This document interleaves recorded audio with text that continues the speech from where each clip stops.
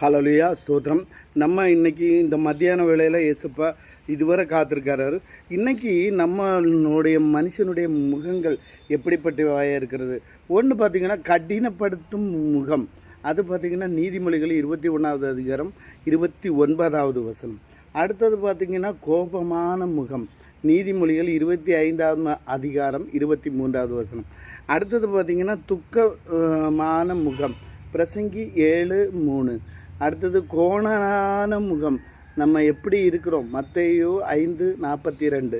இப்படிப்பட்ட காரியங்கள். அடுத்தது பார்த்திங்கன்னா வாடலான முகம். வாடல் எப்படிப்பட்டது? எதற்கு? மத்தேயு 6ஆம் அதிகாரம் 16வது வசனம். அடுத்தது சுவாப முகம்.